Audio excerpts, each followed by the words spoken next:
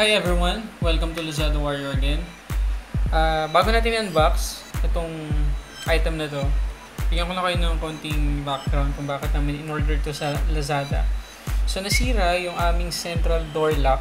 At the same time, nasira din yung aming keyless entry. Nabubuksan namin siya kapag sinususian na lang. Ay hindi na gumagana yung keyless entry namin. And at the same time, hindi na rin gumagana ng maayos yung aming central door lock. So we decided na palitan na yung dalawang system na yon bago pa tuluyang masira dahil baka hindi na namin ma-open yung aming kotse. Kung ma-open man namin, baka hindi namin ma-disable yung alarm. Okay.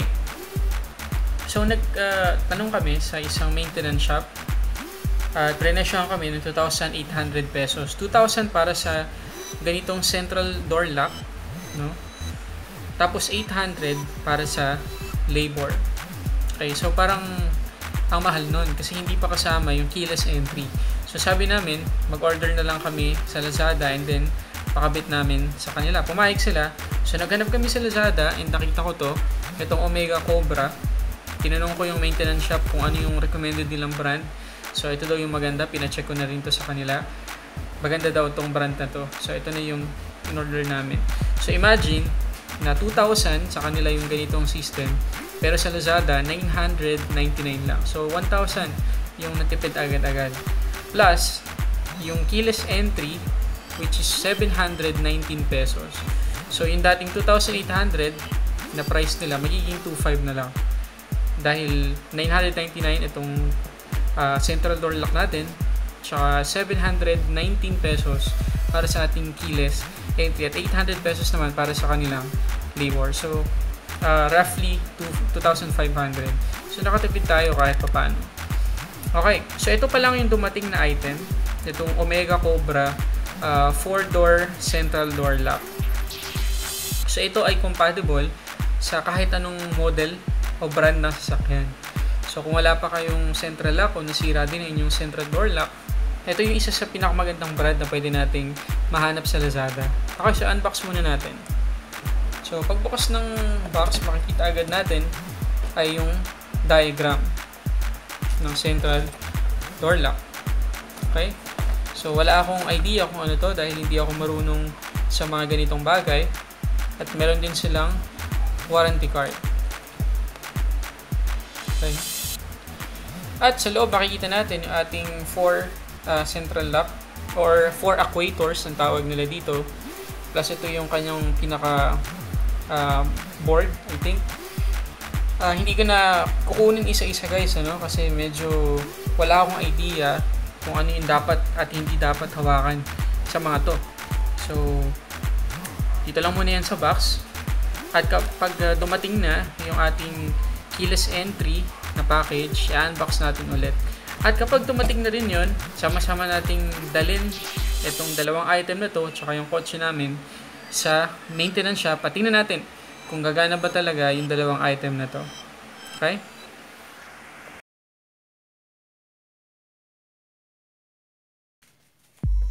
Okay. So dumating na itong package. Kahapon lang. So after almost a week, dumating na yung ating hinihintay na keyless entry. So ito yung magiging kasama ng ating central lock na in-open natin ilang days na yung nakakaraan. So unbox natin guys.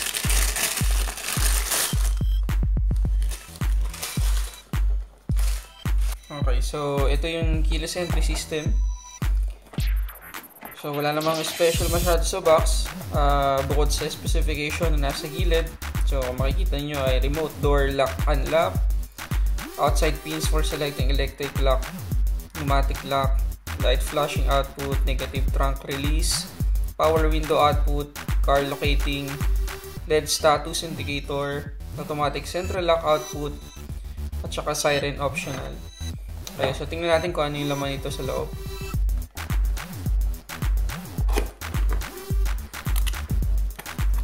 Okay, so pagbukas natin ng box, makikita natin agad yung keyless entry system. So meron tong installation diagram na medyo intimidating kasi wala tayong alam dito, ano. Pero para dun sa mga nakakaalam, malaking tulong to sa kanila. Tapos sa loob ay yung instruction manual kung paano i-operate yung key fob. Okay? So, andito sa loob yung ating dalawang remote. So, makikita nyo naman na maganda yung itsura. At meron na rin siyang, pag pinindot natin to ay meron siyang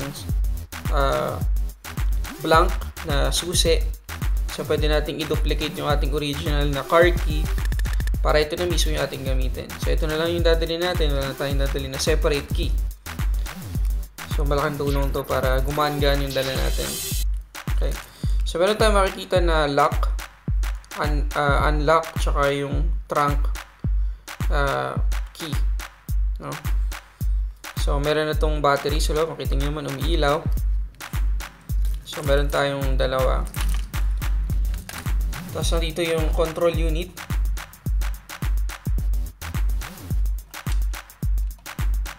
Meron tayong cable wires. At panghuli, yung ating LED indicator. So, ito yung umiilaw kapag in-unlock at nilock natin yung ating kotse. Okay, so ngayon kumpleto na yung ating gagamitin para sa ating central lock sa aming sasakyan. Dito rin yung ating keyless entry. So, ang gagawin na lang natin ngayon ay pumunta sa maintenance shop para ipa-install yung dalawang dito na to. Tingnan natin kung gumagana ba at pwede ko bang i-recommend sa inyo yung dalawang item na to. So, tara!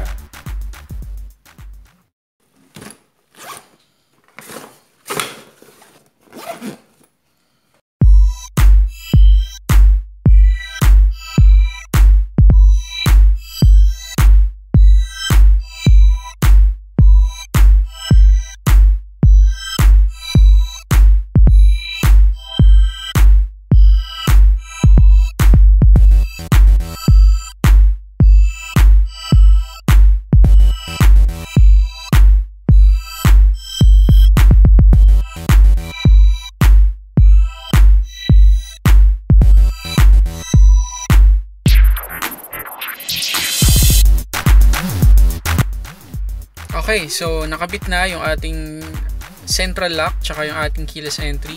Bigyan natin ng verdict yung mga item natin na binili, no? So, yung una ay yung ating Omega Cobra na central lock. So, kinabit na siya. Katulad sabi ko kanina, nakakabit na ngayon, ano? At so far okay naman siya.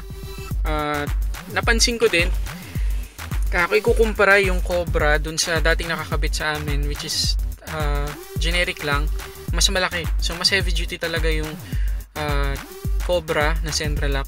So, I highly recommend sa inyo, guys. At yung box nung keyless entry, hindi ko na nakuha, no? Naiwan ko dun sa maintenance shop. Pero, gusto ko ipakita sa inyo yung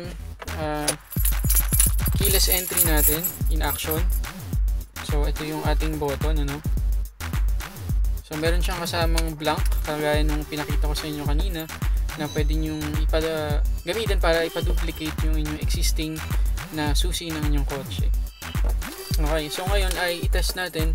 So, okay, nakalock yung ating kotse. I-unlock natin. Okay, so gumagana. Tapos, yung lock. Okay, so gumagana naman siya. Okay, pero itong trunk, hindi napagana dun sa maintenance shop. In-explain sa akin kung bakit, dahil yung aming kotse ay walang motor, sariling motor yung trunk, kaya hindi natin mapagana to. Okay. Pero nakisuyo ako dun sa nag-install na kabitan kami ng dedicated switch para sa lock tsaka sa unlock. So malaking tulong to para hindi mo nahintayin yung kotse mo na umandar at mag-brake ka para malak yung inyong pinto. So, nasa yun na. Pagpasok mo, ilak mo agad. Pwede. At maganda dyan, hindi mo na ma-abuse yung pag-unlock tsaka lock nitong kung ano man tawag dito, no? Kasi dati, nung wala pa yung dedicated switch, dito kami naglalak kapag gusto na namin ilak agad yung sasakyan. So, medyo na-abuse kung ito palagi ginagalaw natin. So, ang maganda, meron ng dedicated switch. Kung gusto nyo magpakabit nyan, kung saan man kayo magkapa-install, bili na lang kayo ng ganitong switch. Okay, pagkatapos itong makikita nyong ilaw ay kasama dun sa ating keyless entry. So, yan yung ating LED indicator na naka-arm o naka-lock yung ating sasakyan. So, pakita ko lang in action, ano, yung itong dinagdag na button. So, ito yung unlock ko muna. Ito yung unlock. Okay. Na-unlock siya. Tapos, i-lock natin ngayon.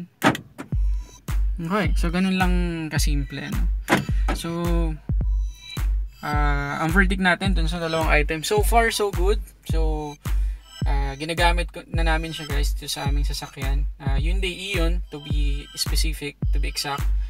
So, kung naghahanap kayo ng central lock tsaka ng keyless entry, I highly recommend these two items. No? Yung ating Cobra tsaka yung keyless entry. Nandyan pareho yung description, yung link sa description sa baba. I-click nyo na lang. Pero side note lang guys, no? Disclaimer lang. Yung ating keyless entry ay walang kasamang alarm system. So, kung gusto pa ninyo ng ganun, maraming option sa Lazada nung merong alarm. Ang isang example, and andyan din sa description yung link. So kung gusto nyo nung may kasamang alarm, click na lang din sa baba. Pero medyo mas mahal yun kumpara sa ating keyless entry na binili na 719 lang. So yun lang guys, maraming salamat sa panonood ninyo.